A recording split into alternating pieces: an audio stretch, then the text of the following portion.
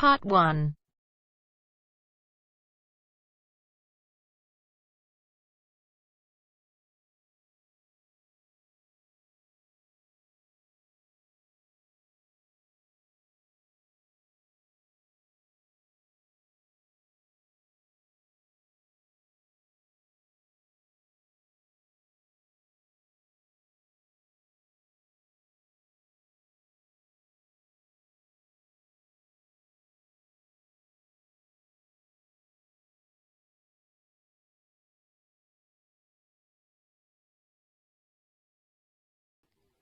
You will hear a man telephoning a sports club to ask about membership and facilities.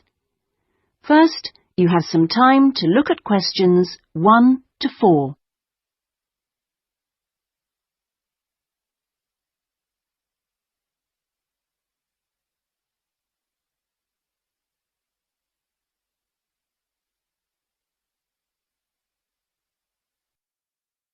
Now we shall begin. You should answer the questions as you listen, because you will not hear the recording a second time. Listen carefully and answer questions 1 to 4. Good morning.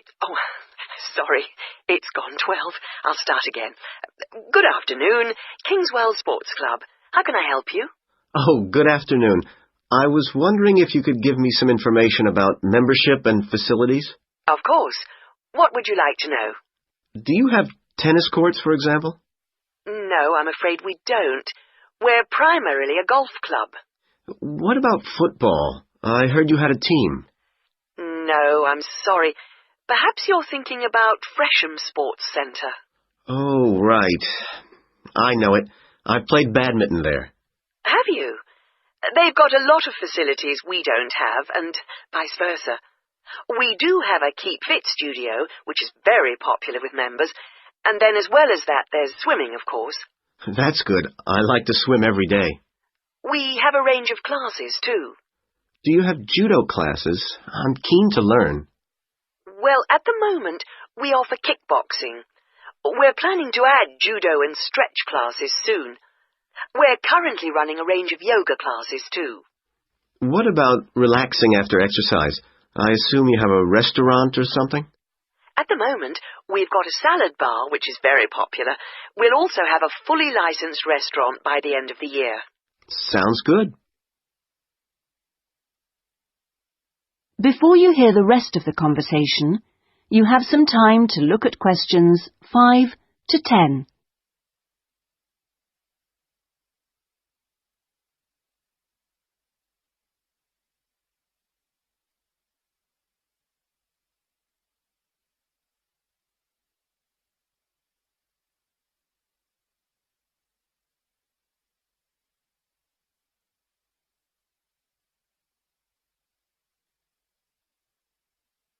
Now listen and answer questions 5 to 10. What kind of membership are you interested in? Not really sure. What are the options? Well, there are 3 different membership schemes. I see. What's the difference? Well, the first one's called Gold, and you can use all the facilities at any time of the day or week. You can also join in as many classes as you like for free. That sounds good. Is it very expensive? Well, you pay a £250 joining fee, and then it's £450...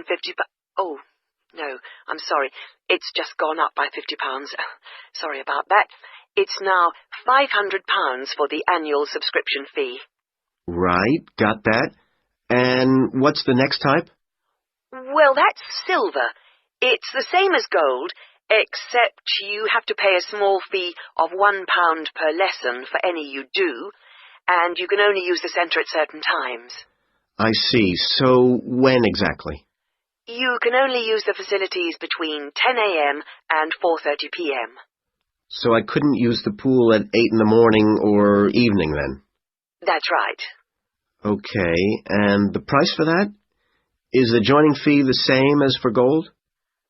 Actually, it's slightly less than the £250. It's £225. But the annual fee is only £300. Does that sound more like what you want?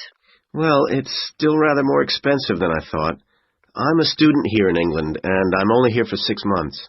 Ah, then the bronze scheme would probably suit you best.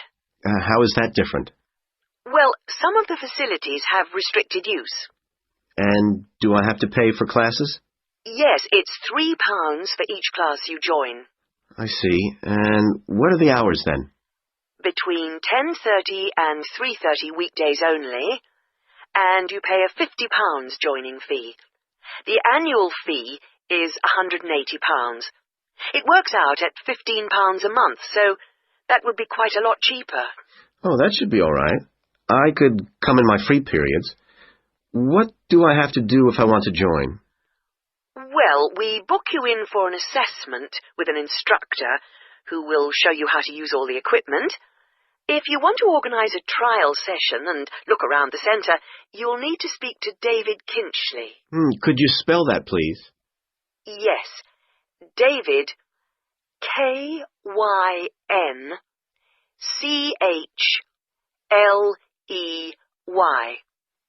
I'll give you his direct line number. It's 0458 95311. Thanks. Thank you for calling Kingswell Sports Club. That is the end of part 1. You now have half a minute to check your answers.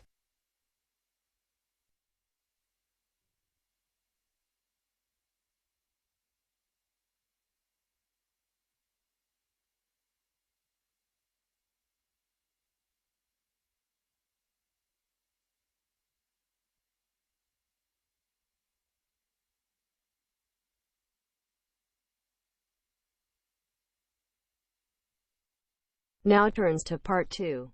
Part 2.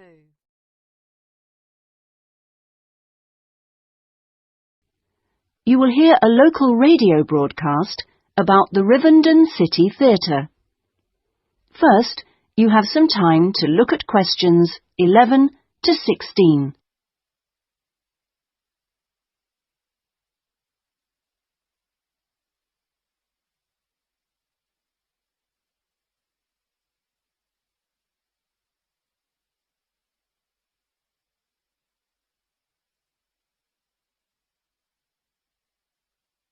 Now listen carefully and answer questions 11 to 16.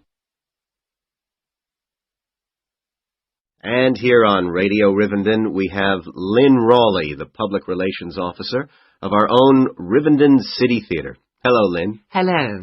Now, the theatre is reopening soon after its 3-year redevelopment program, isn't it? That's right, and there are a lot of improvements. The first thing people will see when they go in is that the foyer has been repainted in the original green and gold.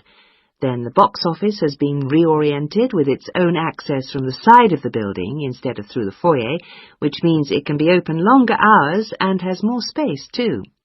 The shop that used to be in the foyer, which sold books and CDs, is the one part of the redevelopment which isn't yet complete. The plan is to find new premises for it near the theatre, and we've had difficulty finding somewhere suitable. We hope to reopen the shop in the next few months. Will audiences find any difference in the auditorium? Yes, we've increased the legroom between the rows. This means that there are now fewer seats, but we're sure audiences will be much happier. And we've installed air conditioning so it won't get so hot and stuffy. We already had a few seats which were suitable for wheelchair users, and now there are twice as many, which we hope will meet demand. Something else that will benefit audiences is the new lifts. The two we used to have were very small and slow. They've now gone, and we've got much more efficient ones. Anything for the performers? Yes, we've made a number of improvements backstage. The small, dark dressing rooms we used to have been converted into 2 large, airy rooms, so they're much more comfortable now. And the state-of-the-art electronic sound and lighting systems have been installed. Before you hear the rest of the talk, you have some time to look at questions 17 to 20.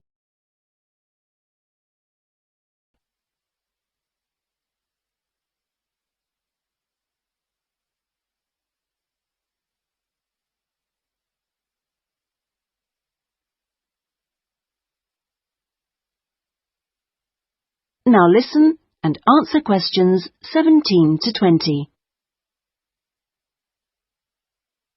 Okay, so what's the first play that audiences can see when the theatre reopens? We've got a very exciting production of Peter Shaffer's Royal Hunt of the Sun, which is currently touring the country. That starts on October the 13th and runs till the 19th. We're experimenting a bit with the time the curtain goes up. We used to start all our performances at 7:30, but that made it difficult for people to go home by public transport.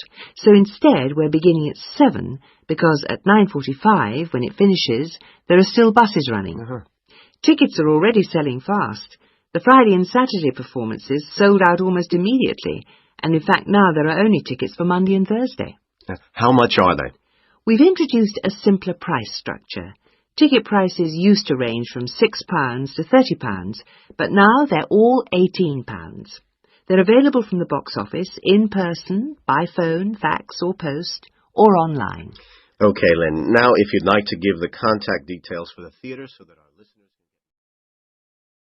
That is the end of part 2. You now have half a minute to check your answers.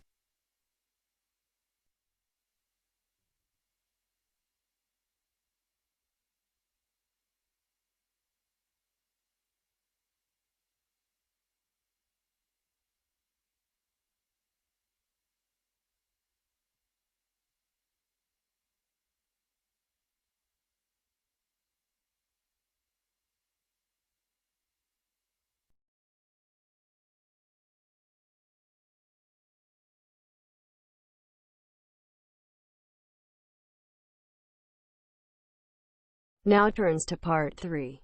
Part 3. You will hear a man inquiring about college courses. First, you have some time to look at questions 21 to 25.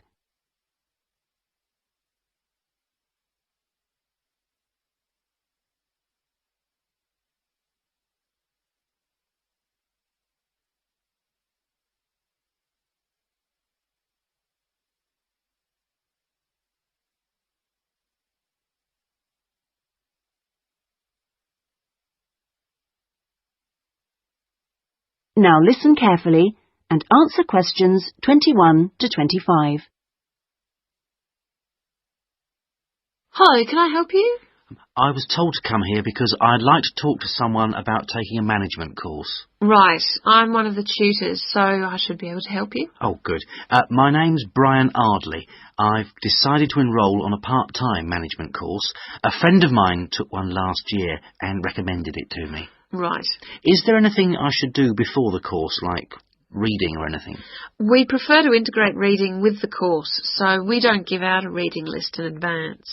But we like people to write a case study describing an organisation they know. I've already done that, as my friend told me you wanted one. But would it be possible to sit in on a teaching session to see what it's like? I haven't been a student for quite a while. Fine. Just let me know which date and I'll arrange it with the tutor. Now, could I ask you about the college facilities, please? Anything in particular? Well, the course is 1 day a week, all day, isn't it? So presumably it's possible to buy food. Yes, the refectory's open all day. Does it cater for special diets? I have some food allergies. Provided you warn the refectory in advance, it won't be a problem. Good. What about facilities for young children? I'd like to bring my daughter here while I'm studying. How old is she? 3. Then she's eligible to join the nursery, which is supervised by a qualified nursery nurse. The waiting list for a place is quite long, though, so you ought to apply now. OK. I don't know if our careers advice service would be of any interest to you. Yes, it might help me decide how to develop my career after the course. The centre has a lot of reference materials and staff qualified to give guidance on a one-to-one basis. I noticed a fitness centre next to the college. Is that for students? It's open to everyone, but students pay an annual fee that's much less than the general public pay. And presumably the college library stocks newspapers and journals as well as books. Yes, and there's also an audio-visual room for viewing and listening to videos, cassettes and so on. Is there also access to computers? Yes, your tutor will need to arrange with the technical support team for you to get a password, so ask him or her about it when you start the course. OK. Before you hear the rest of the conversation, you have some time to look at questions 26 to 30.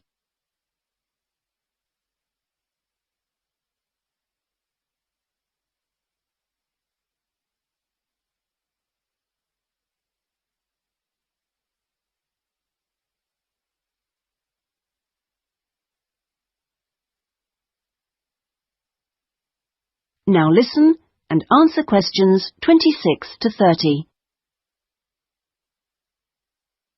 By the way, do you know about our business centre?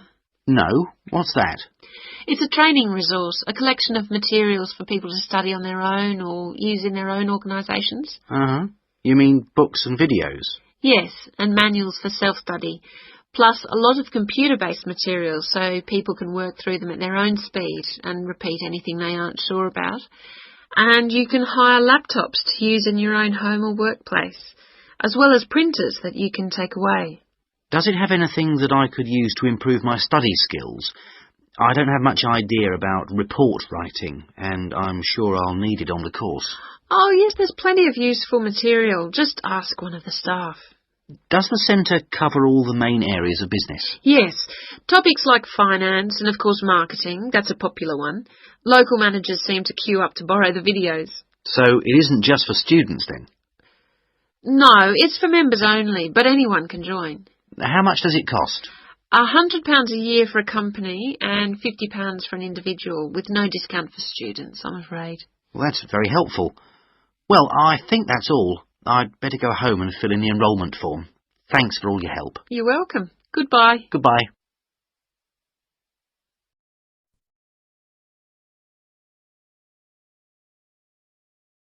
That is the end of part 3. You now have half a minute to check your answers.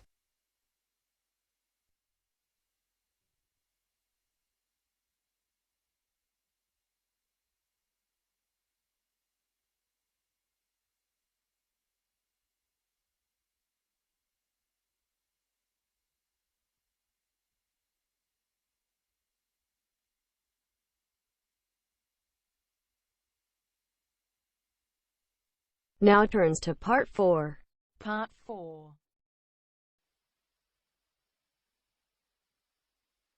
Section 4. You will hear a talk on a social history of the East End of London. First, you have some time to look at questions 31 to 40.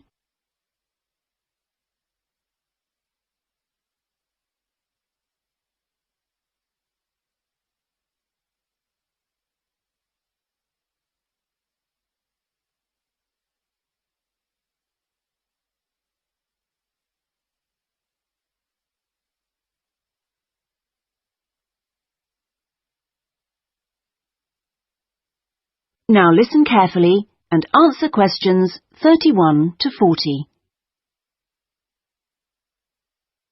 In the last few weeks, we've been looking at various aspects of the social history of London, and this morning we're continuing with a look at life in the area called the East End.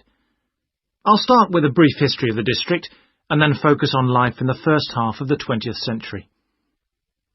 Back in the 1st to the 4th centuries AD, when the Romans controlled England, London grew into a town of 45,000 people, and what's now the East End, the area by the River Thames and along the road heading north-east from London to the coast, consisted of farmland with crops and livestock, which helped to feed that population. The Romans left in 410, at the beginning of the 5th century, and from then onwards, the country suffered a series of invasions by tribes from present-day Germany and Denmark, the Angles, Saxons and Jutes, many of whom settled in the East End. The technology they introduced meant that metal and leather goods were produced there for the first time, and as the East End was by the river, ships could transport goods between there and foreign markets. In the 11th century, in 1066 to be precise, the Normans conquered England, and during the next few centuries London became one of the most powerful and prosperous cities in Europe. The East End benefited from this, and because there were fewer restrictions there than in the city itself, plenty of newcomers settled there from abroad, bringing their skills as workers, merchants or moneylenders during the next few hundred years. In the 16th century, the first dock was dug, where ships were constructed, eventually making the East End the focus of massive international trade. And in the late 16th century, when much of the rest of England was suffering economically, a lot of agricultural workers came to the East End to look for alternative work. In the 17th century, the East End was still a series of separate, semi-rural settlements. There was a shortage of accommodation, so marshland was drained and built on to house the large numbers of people now living there. By the 19th century, London was the busiest port in the world, and this became the main source of employment in the East End. Those who could afford to live in more pleasant surroundings moved out, and the area became one where the vast majority of people lived in extreme poverty and suffered from appalling sanitary conditions.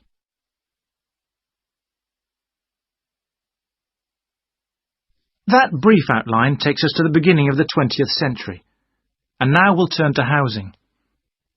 At the beginning of the century, living conditions for the majority of working people in East London were very basic indeed.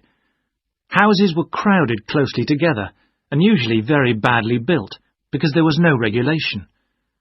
But the poor and needy were attracted by the possibility of work, and they had to be housed. It was the availability rather than the condition of the housing that was the major concern for tenants and landlords alike. Few houses had electricity at this time, so other sources of power were used, like coal for the fires which heated perhaps just one room. Of course, the smoke from these contributed a great deal to the air pollution for which London used to be famous. A tiny, damp, unhealthy house like this might well be occupied by 2 full families, possibly including several children, grandparents, aunts and uncles. Now, before I go on to health implications of this way of life, I'll say something about food and nutrition.